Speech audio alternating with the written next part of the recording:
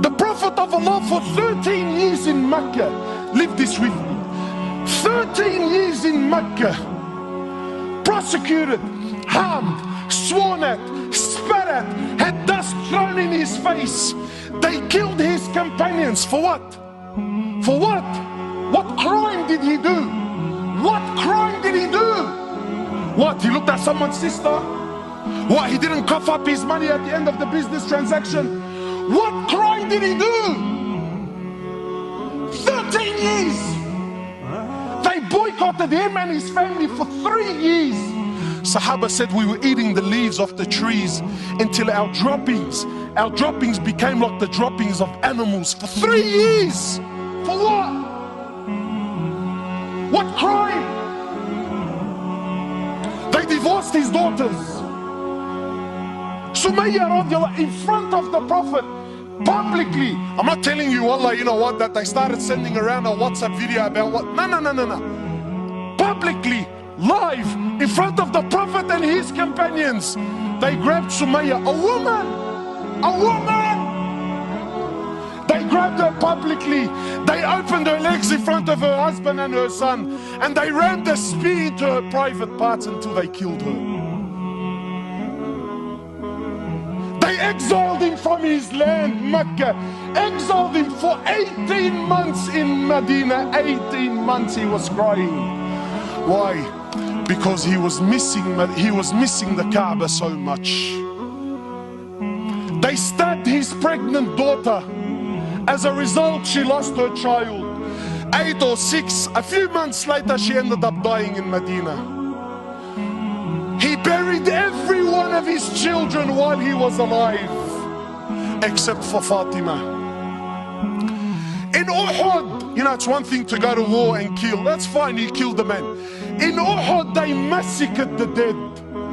His uncle Hamza, they cut his nose off, they cut his ears off, they ripped his liver out. Hind took a bite from his liver and spat it on the floor. Sahaba said when the Prophet of Allah seen Hamza, we never seen him cry like he cried when he seen his uncle Hamza. In narrations, he prayed janazah for his uncle 70 times. So much hurt and so much pain. For years. And then when Fatah Makkah came, and now he comes back victorious with an army of 10,000 companions, an army the which Arabia never seen in their lives. Men who at the drop of a word were happy to give their lives just to see him smile. He enters into the Haram of Mecca, 10,000 soldiers surrounding, and those people that harmed him for years and years and years. Not Muslims. And I'm asking you to forgive your Muslim brother. God forbid I should ask you to forgive kafar. I'll be labeled on the payroll, scholar for $1. Wallahi, you mop the floor with me. So I'm not even going to dare to go down that road. God forbid we should follow the sunnah of Rasulullah sallallahu alaihi wasallam. No way, brother. He enters into the haram, 10,000 soldiers surrounding the haram. Those people that harmed him for years and years. Where are they going to go now, bro? Talk about the tables turning, huh? So he looks at them. He says to them, and what do you think I will do with you today? What do you think I will do today? They said, you're an honorable, generous person, the son of an honorable, generous person. The Prophet of Allah turns around and says to the kuffar, idhabu fa antum at-tulaqa.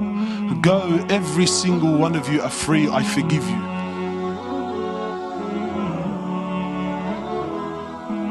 Where's this sunnah in our lives, man? Where's this deen? أقول قولي هذا استغفر الله.